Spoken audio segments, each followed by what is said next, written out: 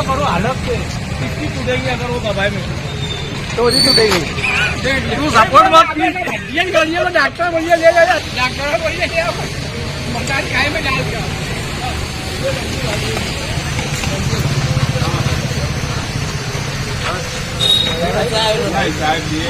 अभी यहाँ पर मुस्तकिल डिग्नेटरी साहब आ रहे हैं, उनका भी इस्तकबाल करेंगे। अल्हम्दुलिल्लाह शान हिंद साहिबा का इस्तकबाल हुआ और इस्माइल पलम्बर साहब उनकी सरपरस्ती में हुआ। मीडिया के तमाम नुमाइंदे जो यहाँ पर मौजूद हैं, खालिद इसके साहब, मकबूल भाई और सलीम भाई रिक्शा वाला और दीगर जिम्मेदारान जहाँ तक मौजूद हैं, तमाम लोगों का शहर समाजवादी पार्टी के शुक्रिया के साथ मैं मोहतरमा शान हिंद साहिबा को आवाज देने जा रहा हूँ। इस्माइल पलम्बर साहब के पहुंचकर घर में दरवाजे पे दस्तक जब भी देता हूँ, गलत ही क्यों निकलता है हमेशा मेरा अंदाजा, मेरे मुंह से निकलता है हमेशा नाम बेटे का, मगर बेटी ही उठकर खोलती है घर का दरवाजा, मगर बेटी ही उठकर खोलती है घर का दरवाजा।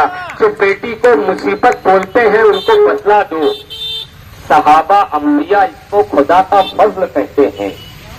जो बेटी को मुसीबत बोलते हैं उनको बतला दो, सहाबा अम्बिया इसको खुदा का फजल कहते हैं।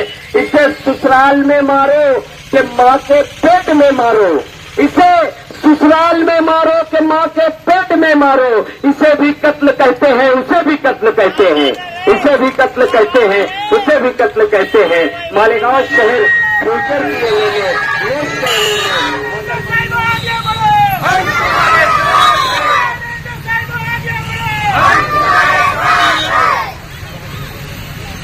यहाँ मौजूद मेरी माएँ बहनें, मासूम बच्चे जिन्होंने आज मेरा इस्तकबाल किया, शायद ये इस्तकबाल अभी तक की रैली का, हमारे 4 रोजा रैली का सबसे खूबसूरत इस्तकबाल था, क्योंकि ये बच्चे लालच और खुदगर्जी ये सबसे पाक हैं।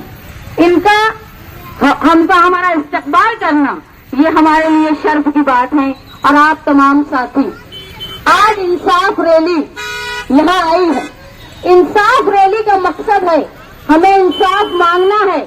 ये खस्ता खराब रोड के लिए मालेगांव शहर में जो पानी नलों में आता है, कुछ देर में गंदा आता है और ऐसा पानी आता है कि कब आने वाला है ये औरतों को पता ही नहीं होता। उसके इंतजार जो औरतें करती है उसके लिए इंसाफ मांगना है। जो गंदा पानी गटरों में बहता है और वो बहने के बाद सड़क पर आ जाता है और वही गलासत को लगा के मस्जिद में जाने वाले, घरों में जाने वाले उस गंदे नापाक पानी को अपने पैरों में लगा के मस्जिदों और घरों तक जाते, उसके खिलाफ हमको इंसाफ मांगना है। हमको इंसाफ मांगना है। ये खस्ता प्राइमरी स्कूल जहाँ गरीब लोग अपने बच्चों को तालीम नहीं दिलवा पाते, जहाँ सस्ती तालीम मुश्किल हो गई है, उसके खिलाफ हमको इंसाफ मांगना है। हमको इंसाफ मांगना है कि जब मालेगांव शहर की बड़ी आबादी 70% आबादी नदी के इस पार है, लेकिन हमारी ऑफिसेस, हमारी बैंक, हमारे रजिस्ट्रार ऑफिस इधर से उठकर उस तरफ चले जा रहे हैं, उसके खिलाफ हमको इंसाफ मांगना है।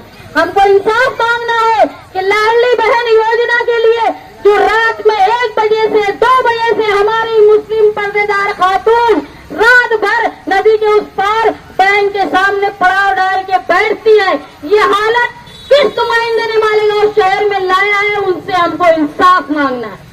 आज मालेगांव शहर की इंसाफ यात्रा इस इलाके में आई है। ये इलाका मालेगांव शहर के नुमाइंदों को जबान छिड़ा रहा है। देखो ये रोड, ये गटर, जो लोग 10 साल एमएलए रहे, जिनके बाप और वो मिला के 15 साल एमएलए रहे, जो लोग कारपोरेशन में अपनी अम्मा, अब्बा और अम्मा मिला के 15 साल रहे, मुफ्ती साहब का मेयर 15 साल रहा, इसके बावजूद भी इनको हक है क्या ये ऐसी हालत के बाद तुम्हारे यहाँ आकर रोड मांगने की?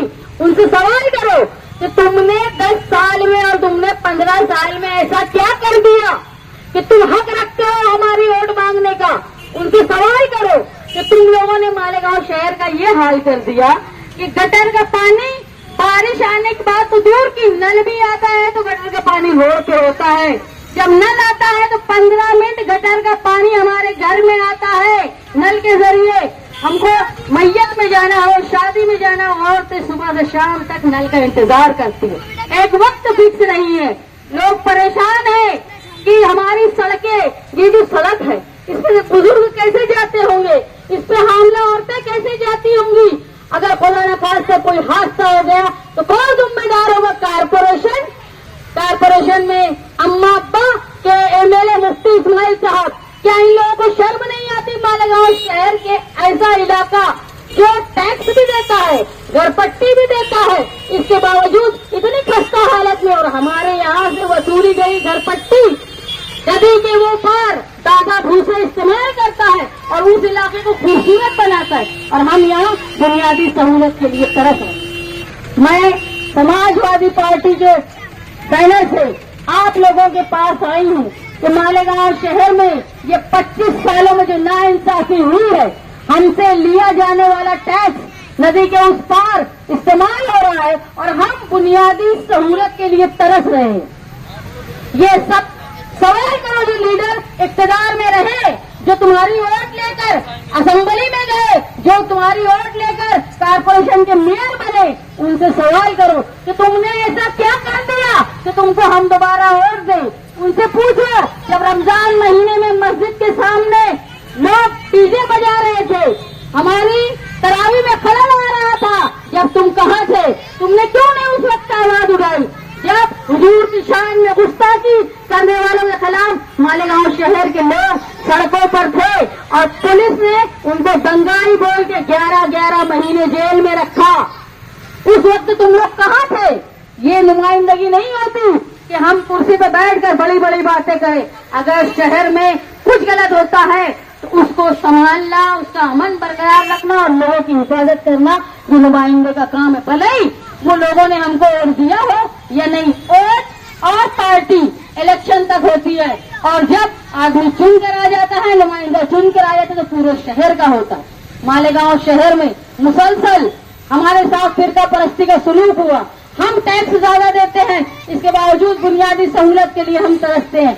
आज ये खस्ता हाल रोड पे हामला औरतें, बुजुर्ग लोगों का जाना मुहाल है। अगर कोई हादसा होता है, आज समझ लो मालेगांव शहर की सड़कें इतनी खराब है कि एक हड्डी के डॉक्टर ने मुझे बोला कि 60% हड्डी या मनके की बीमारी इसलिए मालेगांव शहर में बढ़ गई है क्योंकि यहाँ की रोड खराब है। तो इसका जिम्मेदार कौन है?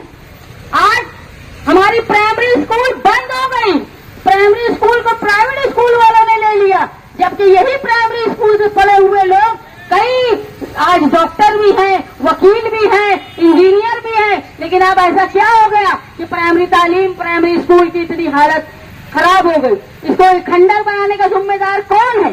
मालेगांव शहर हमेशा से बेदार रहा है, खास तौर पे इस शहर की औरतें, चाहे वो तलाक सलासा का मामला हो, औरतों ने निकलकर शरीयत में मुदाखलत के खिलाफ आवाज उठाई। जब हमारे शहर में एनआरसी के लिए जुलूस निकला तो खवातीन ने इतना बड़ा जुलूस निकाला कि मालेगांव शहर का ये जुलूस टाइम्स ऑफ इंडिया और न्यूयॉर्क टाइम्स, दुनिया के सबसे बड़े अखबार में मालेगांव शहर का जिक्र आया। इतनी बहादुर मालेगांव शहर की खवातीन है, लेकिन क्या मजबूरी है कि ऐसे खस्ता हाल रोड पे हमको गुजरना पड़ता है। हम हमारे इंसाफ के लिए लड़ते क्यों नहीं? आने वाला इलेक्शन ये हमारे इंसाफ की लड़ाई है, और मेरी मालेगांव शहर से ये दरख्वास्त है कि जिन लोगों को तुमने देख चुके हो, जो इख्तियार के मजे चख चुके हैं, जब वो तुम्हारे घरों पर आए तो उनसे सवाल करो कि तुमने ऐसा क्या किया है कि तुमको हम दोबारा वोट दें।